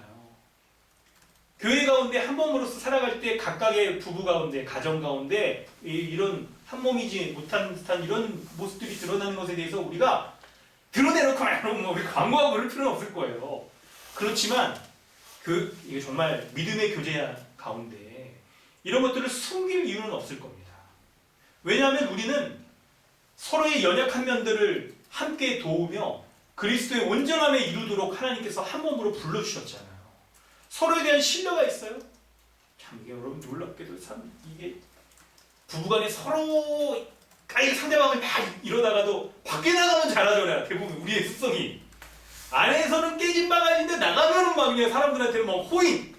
이게 사람 죄인의 본성 이상해요. 이 심리가.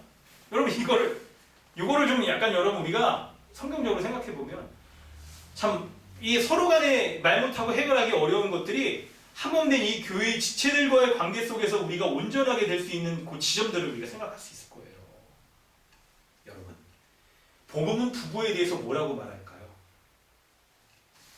우리가 믿고 있는 복음은 부부에 대해서 뭐라고 말하냐면 죄인과 죄인의 결합이기 때문에 자기 중심적으로 살아가는 모습이 본성적일 만큼 매우 일반적인 모습이라고 그렇게 얘기해요. 그런데 여러분 잘 들으셔야 돼요. 이게. 그러나 그리스도 안에 있는 부부는 하나됨의 새 존재와 새 본성을 가지고 있어요. 갈등이 일반적인 모습이지만 그게 자연스럽진 않은 거예요. 오히려 새로운 존재로 새 본성을 따라 살아가기 때문에 한 몸으로서 서로를 동문배필로 살아가려고 하는 그런 욕구들이 있고 그렇게 살아가려고 하는 것들이 우리에게 너무나도 이제 자연스럽게 돼버린 한 몸인 거예요. 하나님이 한 몸 되게 그렇게 만들어주신 거예요. 그렇기 때문에 서로 한 몸으로서 돕는 배필로 살아가는 이런 그리스도 안에 있는 부부의 모습은 자동적이진 않지만 필연적으로 이루어지게 돼 있어요. 여러분 왜 필연적으로 이루어진다라고 말할 수 있을까요? 바로 그리스도께서 성경적 결혼을 제도를 성취하셨기 때문에 그런 거예요. 여러분 이게 무슨 말인가요? 혹시 여러분이 약간 지금 정신이 흥미하시다가 이렇게 들으시고 아니 뭐 예수님 결혼이라도 하셨나요? 성경 어디 읽어도 예수님이 누구랑 뭐 바이브 코드 뭐 이런 거 아니에요? 뭐 프리메이슨? 예수님이 결혼해가지고 막 아니 결혼도 안 하신 분이 무슨 예수님이 결혼 제도를 성취하셨다고 말할 수 있을까요? 라고 우리가 생각할 수 있겠지만 우리가 성경 본문을 이제 살펴볼 텐데 그리스도께서 성경적인 이 결혼 제도를 성취하시고 우리에게 이 부부 그리스도 안에서 부부로서 살아갈 수 있도록 하신 것들을 우리가 이제 살펴보려고 합니다. 말씀을 좀 보도록 하겠습니다. 에베소서 2장 16절 우리 살피려고 하는데요. 우리 강호정 전사님이 한번 읽어주세요.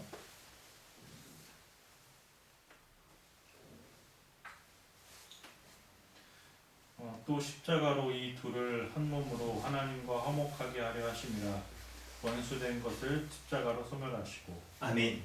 예수 그리스도께서 결혼의 관계를 성취하신 것은 두 가지로 말할 수 있는데 첫 번째는 죄로 인해 깨어진 관계를 온전히 회복하셨어요. 유대인과 이방인 서로 적대시했던 그 관계를 한 몸으로 만드셨잖아요. 뿐만 아니라 세상의 왕, 곧 사탄의 권세를 깨뜨리셨기 때문에 이 세상의 풍속과 시대 정신을 하나님의 말씀, 십자가의 복음으로 승리하셨어요. 이 시대가 품고 있는 이 시대의 정신을 갖고 있는 결혼제도, 왜곡된 결혼제도를 바로 그리스도로 말미암아 성취하신 거예요. 그걸 바꿔놓으시고 하나님 나라에 합당한 모습으로 살아가도록 하신 거예요. 그렇기 때문에 그리스도 안에 있는 이 부부는 이제 그러면 어떻게 살아가면 될까요? 그리스도 안에 있는 부부에게 우리가 살아갈 구체적인 모습들을 살피도록 하겠는데 그게 에베소서 5장 21절과 32절 말씀 가운데 드러나 있습니다. 우리가 마지막으로 살필 본문인데요. 여러분 조금만 더 집중해 주시고 우리 함께 읽고 이 본문의 말씀 통해서 그리스도 안에 있는 부부가 어떻게 살아가야 되는지 우리 살피도록 하겠습니다.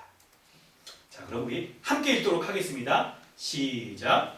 그리스도를 경외함으로 피차 복종하라. 하늘이여 자기가 편에 복종하기를 죽게 하셨다.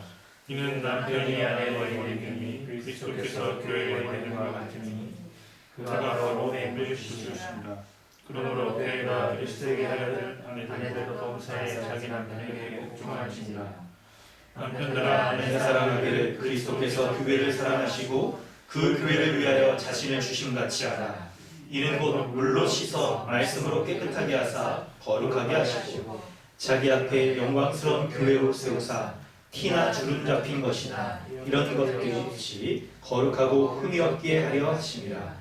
이와 같이 남편들도 자기 아내 사랑하기를 자기 자신과 같이 할지니 자기 아내를 사랑하는 자는 자기를 사랑하는 것이라. 그러므로 사람이 부모를 떠나 그의 아내와 합하여 그 둘이 한 육체가 될지니 이 비밀이 크도다. 나는 그리스도와 교회에 대하여 말하노라.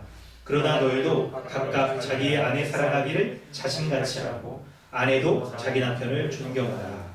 아멘. 이 에베소서 5장 21절로 32절의 말씀의 핵심은 이겁니다. 자세히 살피면 너무 길어지니까 다음에 좀 살피도록 하고요. 핵심은 그거예요. 예수 그리스도가 그분의 십자가로 말미암아 언약의 신실한 삶이 무엇인지를 우리에게 보여주셨어요. 본문의 말씀은 남편과 아내가 부부의 언약 가운데 살아가는 모습을 그리스도와 교회의 관계가 무엇인지를 설명하기 위해서 쓰고 있어요. 이것 가운데 그런데 여러분 그리스도와 교회의 관계 가운데 살아가는 자가 이걸 말씀을 우리가 확장시켜서 생각해 보면 한몸된 교회적 삶 가운데 살아가는 이 부부들이 어떠한 모습으로 살아가야 될지를 우리에게 이 결혼 관계에 있는 부부의 삶을 통해서도 우리가 알 수가 있는 것이죠. 결혼 제도의 본질이 그리스도와 교회의 언약 관계를 드러내는 것인데 그리스도와 교회가 맺은 언약 관계의 특성을 살펴보면 부부가 서로의 언약 관계 가운데서도 어떻게 살아가야 될지를 우리가 알 수가 있는 거예요. 바로 그 핵심은 십자가 사랑으로 서로를 섬기고 온전케 하는 것에 있습니다. 21절에 그리스도를 경외함으로 피차 복종하라고 말하잖아요. 남성과 여성은 차별이 아니죠. 차이가 있을 뿐이에요. 그리고 그 기능적인 차이를 다하는 것이 필요하고요. 그리고 두 사람이 이 그리스도 안에 있는 부부가 서로가 서로를 섬기며 온전하기 위하여서 십자가의 복음을 믿고 이 복음에 합당한 삶을 살아가는 것을 우리에게 말씀하고 있는 거예요. 그때 이 그리스도 안에 있는 부부가 서로의 언약 관계 가운데 살아가도록 하기 위한 구체적인 모습을 여러분 이제 좀 살펴보도록 하겠습니다. 좀 말씀 나누는 것과 함께 여러분 우리 교회 각자 좀 적용하면서 좀 노트를 하셨으면 좋겠습니다. 지금부터 크게 여러분 두 가지입니다.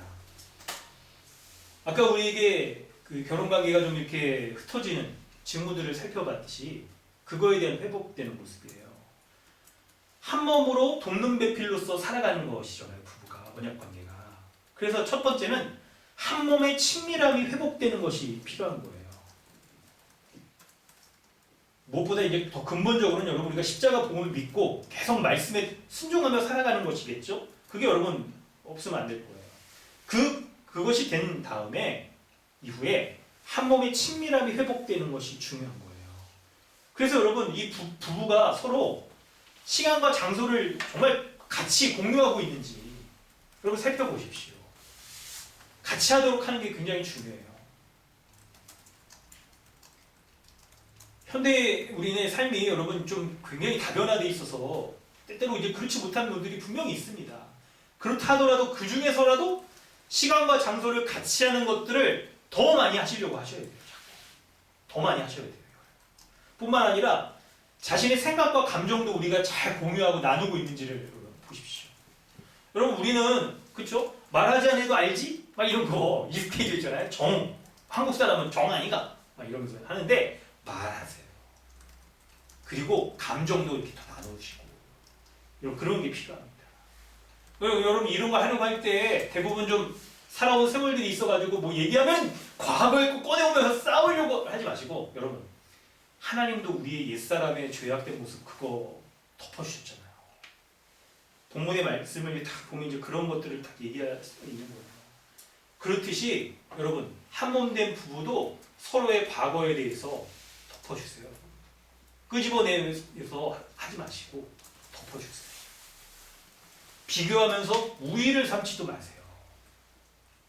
만약 여러분 우위를 우리가 삼는다고 한다면 우리의 행한 공로로 하나님 앞에 설 수 있는 사람이 누가 있겠습니까?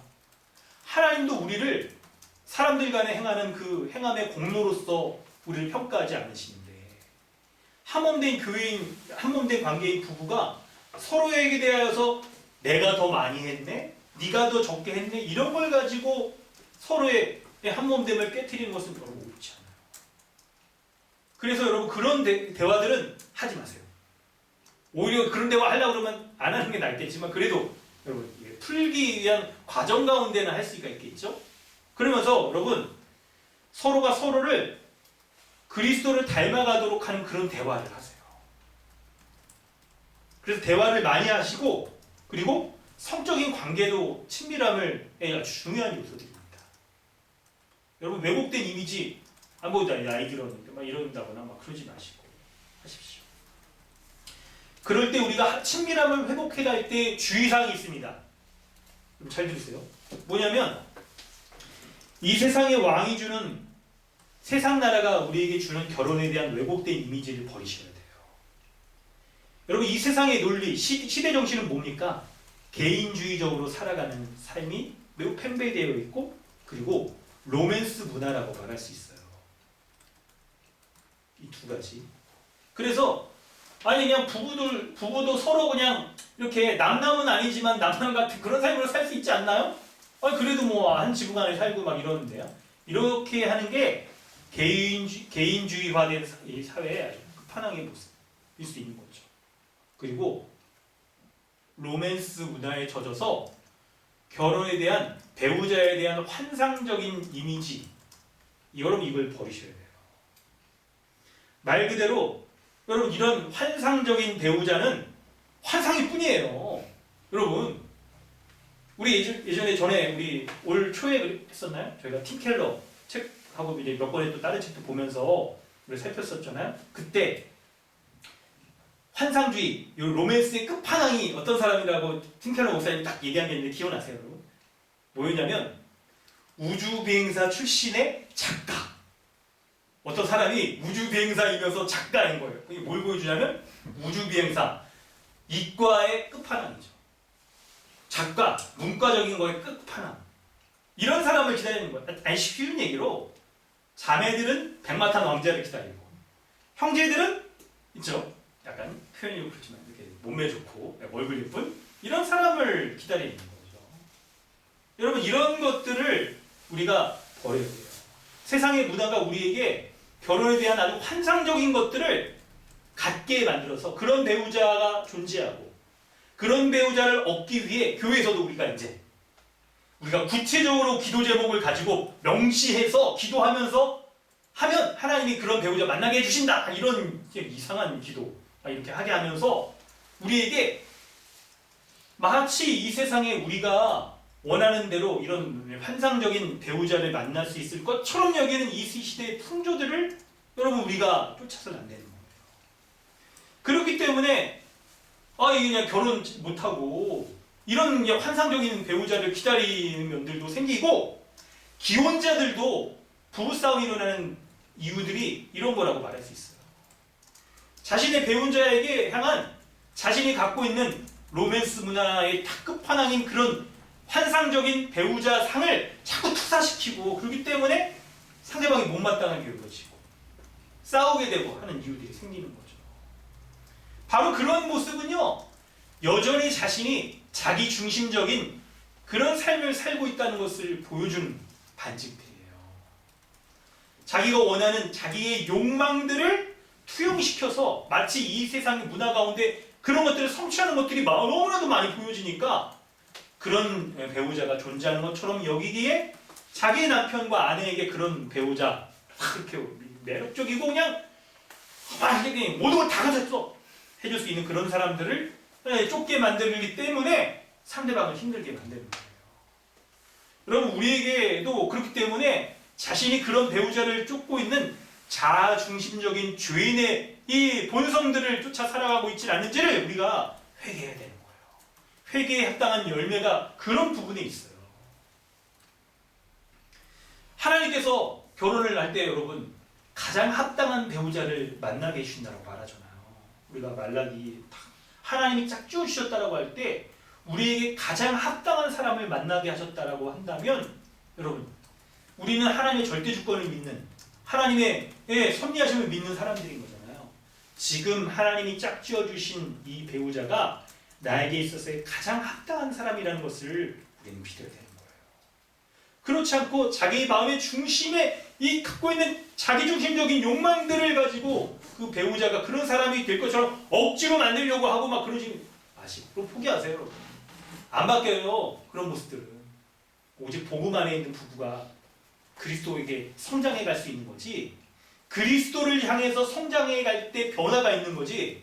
여러분, 변화는 분명히 있어요. 근데 그 변화가 자기 욕망대로 이루어질 것을 변화라고 생각하니까 변화가 없는 거지, 그리스도를 닮아가는 사람으로서의 변화는 분명히 있는 거예요. 그게 분명히 있는 거예요. 신자가 의롭다라고 하신 신자가 거룩한 삶의 열매가 드러나는 성화되어져 가는 게 분명히 나타나듯이 부부간에도 마찬가지일 거예요. 그런데 그 변화되는 것을 나의 중심의 욕망을 가지고, 잣대를 가지고 보니까 변화가 없는 것처럼 보여지고 자꾸 부부간에 이 변화의 요소가 생기지 않는 거예요. 여러분, 이 출발을 바꿔야 돼요. 그래서 계속 이 십자가의 복음으로 돌아가서 그리스도를 닮아가려고 하는 부부, 서로를 돕고 섬기는 이런 부부로서 설 때 우리에게 변화가 나타나는 것이죠. 여러분, 이 지혜를, 하늘의 지혜를 여러분 보세요. 붙잡으세요. 여러분, 그럴 때 우리가 친밀함에 대해서 오해하는 요소들이 있어서 이걸 꼭 얘기해야겠습니다. 뭐냐면, 친밀함을 감정적인 것으로만 생각하는데 문제가 있을 수 있어요. 그럼 정말 친밀함은 감정적인 영역이 큰 건 사실이에요. 그렇죠. 얘기하다 보면 이렇게 뭔가 통하고 공통적인 게 생기고 막 그래야 친밀함들이 많이 생길 수 있잖아요. 그런데 여러분, 그런 친밀함은 세상 사람들이 무슨 동호회 같은 데서 누리는 친밀함과 다르지 않아요.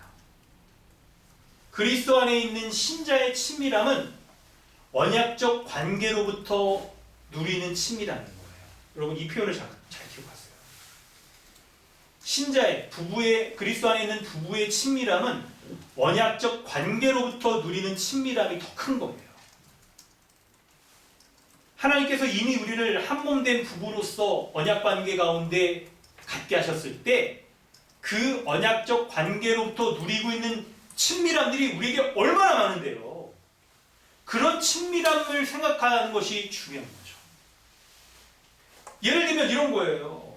여러분, 한 믿음 가운데 우리는 지금 부부가 되었잖아요.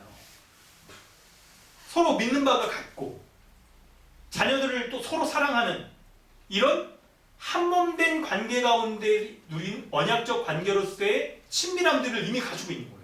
신앙적이고 또 이성적이고 또 중요한 게 삶을 같이 살아온 세월 가운데 누리고 있는 친밀함들이 우리에게 있잖아요. 이런 친밀함들이 단순한 감정적 친밀함 이상만큼이나 굉장히 큰 거예요, 이게. 그런데 이런 친밀함들을 생각하지 않고 단순한 감정적 친밀함만을 생각하려고 할 때 감정에 속을 수 있어요. 당장 감정이 상해가지고 감정이 상하면 마치 언약적 관계에서 누리고 있는 친밀함들, 말씀을 같이 하고 함께 기도 제목이 있고 마음의 소원들이 있고 함께 삶의 방향을 함께 하고 있는 이 모든 것들이 부정되고 있는 것처럼 감정이 우리를 속일 수 있거든요. 그렇기 때문에 여러분 조심하셔야 돼요. 이런 부분들을.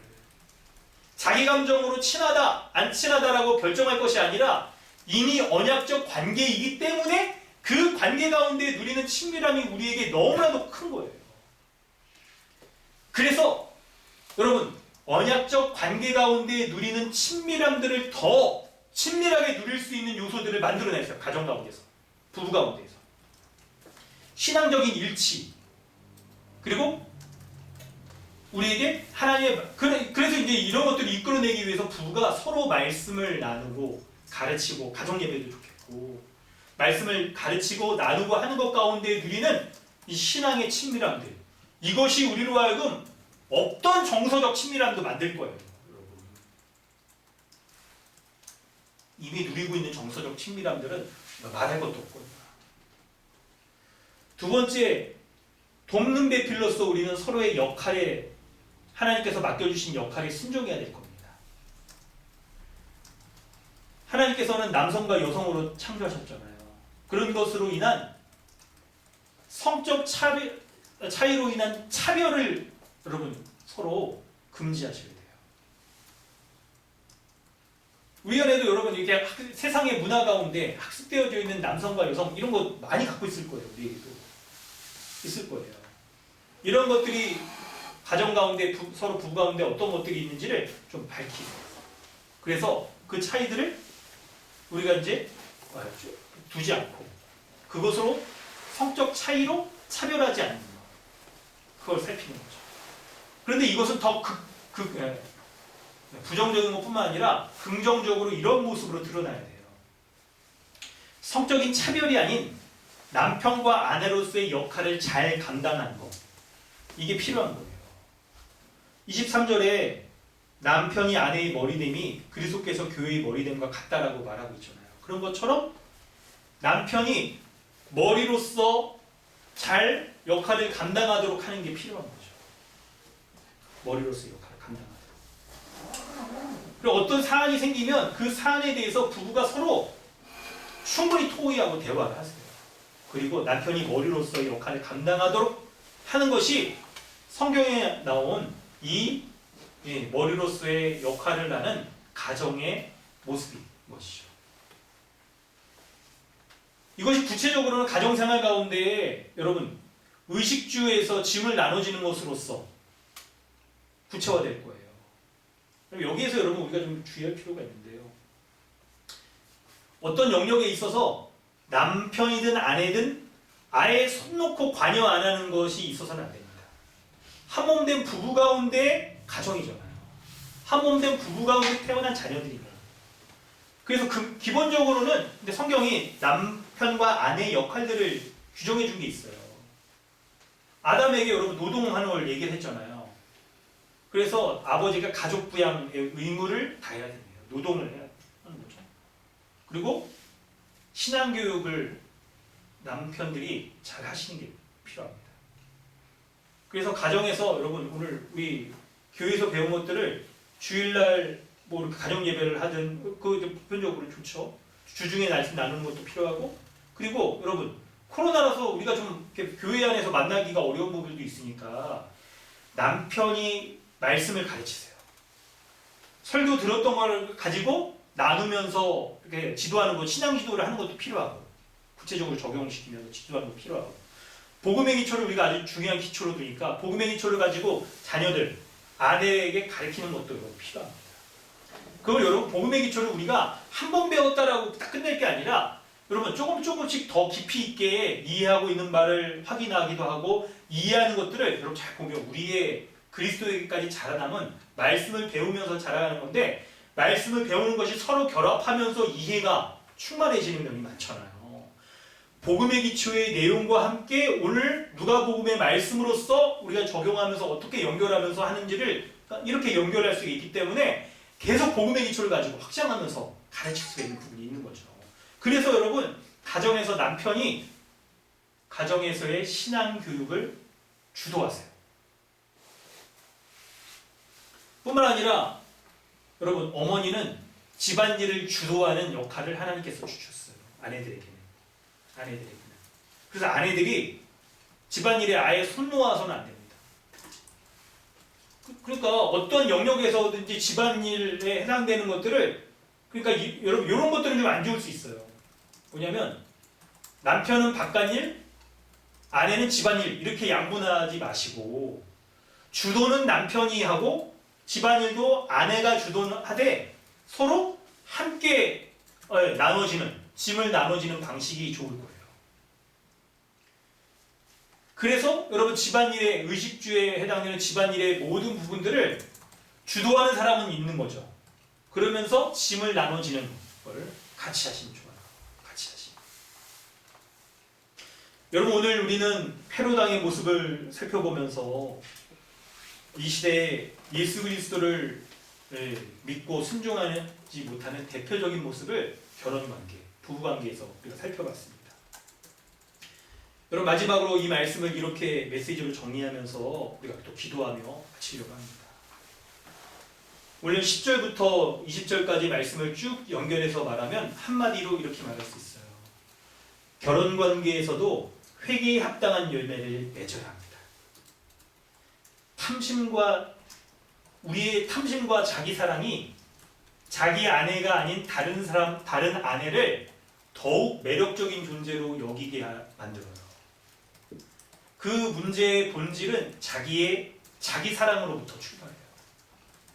뿐만 아니라 이 시대의 왕으로 대변되어지는 세상 문화가 우리로 하여금 자기 중심적으로 살아가는 것을 정당화시키고 간음을 문제시키지 않고 이혼을 정당화하면서 결혼에 대한 왜곡된 그런 생각들을 갖게 만들어요. 사랑하는 성도 여러분, 이런 세상적인 메시지에 대하여서 하나님 나라의 라이프 스타일을 가지고 맞서 싸우십시오. 세상은 우리로 하여금 유혹합니다. 자기중심적으로 살아가도 괜찮다라고 말하고 변형된 형태의 간음을 행해도 괜찮다고 말하고 한몸 되어 서로 돕는 배필로서 살아가도록 하는 이 회개에 합당한 열매의 모든 부분이 부부관계 가운데 면면이 드러나야 되는데 이런 열매들이 드러나지 않는 것으로도 괜찮다라고 그렇게 여기게끔 만들어요. 그런데 여러분 정말 오늘 말씀이 그렇지 않잖아요. 그렇게 말하지 않잖아요. 요한이 전하는 회개의 세례를 말씀에 우리도 도전받아서 성경적인 결혼관을 따를 그 여러분 도전들을 우리가 하셔야 돼요. 뿐만 아니라 이렇게 말씀에 순종하며 살아가려고 할 때 우리에게 닥쳐질 핍박이 있다는 것도 말해주고 있잖아요. 요한이 감옥에 갇힌 것처럼 우리의 각 가정에서도 이 말씀을 붙잡고 이제 적용하려고 할 때 닥쳐지는 얼마나 부딪히는 부분들이 많이 있겠습니까? 그 부분이 없으면 여러분 오히려 더 이상한 거예요. 핍박이 당연히 갈등이 당연히 나오게 돼 있어요. 그런데 그 갈등들은 왜 생기냐면 우리로 하여금 하나님 나라에 속한 자로서 주의 말씀을 순종하며 살아가려고 하기 때문에 옛사람의 본성과 충돌하는 것이고 세상의 문화와 충돌하면서 악한 영의 공격과 충돌하면서 생겨나는 것이기 때문에 끊임없이 십자가 복음으로 돌아가서 이것과 맞서 싸워야 되는 거예요. 여러분 이런 핍박 가운데 여러분 무너진 가정으로 그냥 두지 말고 각 가정 가운데 십자가의 복음으로 승리하는 이 일들이 우리 가운데 있어야 될 거예요. 그러면 여러분 세 가지의 기도 제목을 가지고 우리가 해야 될 텐데 좀 구체적으로 말씀을 드릴게요. 이 기도 제목을 더 삼으시면 좋을 것 같아요. 싸워야 될 죄의 유혹, 붙잡아야 될 믿음은 무엇이며 순종해야 될 열매가 무엇인지를 살펴야 되는 거예요. 우리가 싸워야 될 죄의 유혹은 무엇이겠습니까? 바로 결혼에 대한 악한 세상적 가치관에 맞서 싸워야 되는 거예요. 자기 중심적 태도를 가지고 한 몸을 깨트리려고 하는 것이 죄악인 것을 인정하고 그 부분에 대해서 여러분 회개하셔야 돼요. 여러분 우리 본성적으로 이 자기중심적인 태도를 가지고 있는 죄인이잖아요. 그래서 결혼 생활을 하면서도 자기중심적으로 사고하고 상대방에게 나의 욕망에서 원하는 그 환상적인 배우자를 다 요구하는 이런 모습들이 우리에게 면면이 드러나 있는 거예요. 이걸 인정하면서 우리가 복음을 붙잡는 믿음이 우리에게 필요해요. 그 믿음은 뭡니까? 바로 부부의 언약 관계는 하나님이 증인되셔서 맺게 하셨다는 것을 우리가 믿는 거예요. 하나님이 섭리하셔서 나는 이 사람과 결혼했음을 여러분 믿으셔야 됩니다. 나에게 가장 합당한 사람, 그리스도를 닮아가고 거룩한 삶을 살아가도록 합당한 이 사람을 주셨다는 것을 믿을 때 그로부터 그리스도를 향하여 성장해가는 그리스도를 닮아가는 변화가 시작되는 거예요. 이 변화가 자기의 욕망이 원하는 쪽으로서 변화되는 것을 요구하기 때문에 변화가 없는 것처럼 여겨지지. 그런데 그런 변화가 아닌 복음으로 말미암아 주를 닮는 예수 그리스도를 향한 이 변화가 우리에게 나타나는 것을 우리가 믿을 때 우리에게 이 거룩한 회개가 우리의 삶의 면면이 드러나서 주를 향하여 닮아가고 서로를 돕는 배필로서 우리가 서게 될 수 있는 것이죠. 그러므로 마지막으로 순종해야 될 열매가 있습니다. 바로 세례 요한이 요청하는 것처럼 회개에 합당한 열매를 맺어야 되는 거예요. 십자가 사랑으로 서로를 섬기고 있는지를 살펴보십시오. 서로를 온전하게 하고 있는지를 살펴보세요. 남편과 아내의 역할을 다하고 있는지 여러분 이걸 살펴보시기 바랍니다. 우리 각 가정 가운데 참으로 하나님께서 원하시는 것은 이 세상에 말하고 있는 결혼에 대한 왜곡된 생각들을 우리가 떨쳐버리고 이런 거룩한 삶을 살아가려고 할 때에 우리에게 닥쳐지는 핍박 가운데서도 주의 말씀에 순종함으로 성령의 능력 가운데 이 성경적인 부부로서 회복되어지기를 하나님은 우리에게 약속하고 있습니다. 이 시간 우리 함께 기도하기를 원합니다. 이 결혼의 문제, 부부의 문제는 우리에게 너무나도 실제적인 문제이기 때문에 여러분 마음을 다하여 우리 함께 기도했으면 좋겠습니다. 싸워야 될 죄의 유혹에 대해서 그리고 십자가의 복음을 붙잡는 믿음을 갖게 해달라고 우리에게 마땅히 순종해야 될 열매가 면면히 드러나게 해달라고 하나님의 은혜를 구하며 주의 성령으로 충만케 해달라고 우리 함께 마음을 다해 기도하겠습니다. 하나님 아버지 주의 은혜를 베풀어 주시옵소서. 오늘도 주의 말씀 가운데 이렇게 귀한 하나님 말씀을 듣고 이 말씀에 합당한 자로서 이렇게 살아가게 하셨습니다. 주님 은혜를 베풀어 주시옵소서. 인도하여 주시옵소서. 하나님의 은혜에 합당한 자로서 이렇게 살아갈 수 있도록 주님이 함께해 줄 줄 믿습니다. 주님 이 말씀 가운데 날마다 사는 자 되게 하여 주시고 이 말씀으로 서는 자 되게 하여 주시고 이 말씀 가운데 하나님이 온전한 각 가정들 부부의 관계들 다 될 수 있도록 하여 주시옵소서. 하나님 내 안에 이런 죄악된 모습들이 있음을 고백합니다. 하나님 나 자신의 모습에 욕망을 쫓아 살아가는 모습들이 있음을 고백합니다. 하나님 삶으로 이렇게 드러내놓기 어려운 그런 모습들도 있음을 고백합니다. 주님 주의 복음 앞에 섰을 때 내가 하나님 이런 연약한 하나님의 부끄러운 자인 것을 주님 앞에 내놓고 주님 앞에 섭니다. 늘 주님 앞에서 하나님 이 복음의 말씀 가운데 하나님 순종하는 자 되게 하시고 그런데 하나님 감사한 것은 그리스도께서 이렇게 깨어지시고 자기 중심적인 사람을 하나님의 한몸된 관계로서 한 그런 존재로서 새로운 삶을 살 수 있도록 묶어주신 감사드립니다.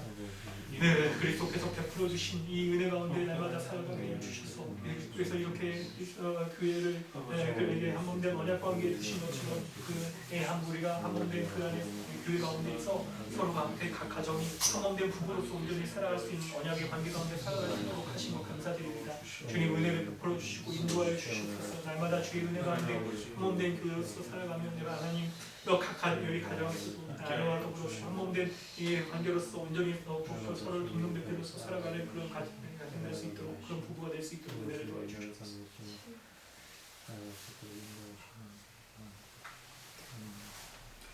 하나님 아버지 주님의 은혜 감사드립니다. 우리 각 가정이 강동 주님의 교회 각 가정이 그리스도 안에 있는 한몸된 부부로서 서로를 온전히 돕는 배필로 잘 세워질 수 있도록 은혜를 베풀어 주시옵소서.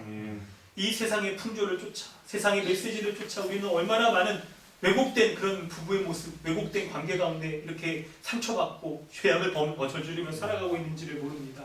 주님 그런 원인이 우리 가운데 있는 그 자기중심적인 죄성을 우리가 쫓아서 마치 그것을 그러한 모습들을 상대방 배우자에게 이렇게 투영하고 투사하면서 그렇게 왜곡하여 만들려고 하는 그런 모습들이 있었음을 고백합니다.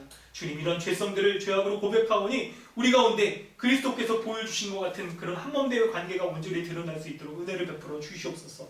또한 이 세상이 우리에게 요구하는 그런 왜곡된 부부의 모습들도 쫓지 않게 하여 주셔서 오직 그리스도께서 십자가에서 이 서로 남남인 사람을 한 몸의 언약 관계에 두신 것을 성취하신 그것 가운데 우리의 모델과 본을 삼게 하여 주셔서 늘 그리스도 안에 있게 하여 주시고 늘 복음으로 말미암아 성령으로 충만케 하여 주셔서 우리 가운데 더 이상 옛사람의 모습을 날마다 십자가에 못 박듯이 부부간에 온전치 못하였던 모습들도 다 십자가에 못 박고 우리 가운데 새 일을 행하시며 하나님 나라의 복락을 누리게 하시는 그 복음의 약속들을 믿으며 우리 부부가 한몸 되어서 서로를 돕는 배필로서 온전히 살아감으로 하나님 나라의 복락을 부부관계에서 먼저 누리는 그런 일들이 우리 가운데 우리 교회 가운데 온전히 일어나게 하여 주시옵소서. 뿐만 아니라 부부간의 한몸됨의 관계 가운데 누리는 그 하나님 나라의 복락들이 가정에서 드러나게 하시고 이 교회에 지체된 교회적 삶 가운데서도 온전히 드러나게 하여 주셔서 우리 가정이 우리 교회가 하나님 나라의 그 한몸됨의 충만함의 모습들이 온전히 드러나고 역사되어지는 주님의 은혜가 있도록 하나님 은혜를 더하여 주시옵소서. 성령으로 역사하여 주시옵소서. 감사드리며 예수 그리스도 귀하신 이름으로 기도드리옵나이다. 아멘. 찬송가 341장 함께 찬양합니다.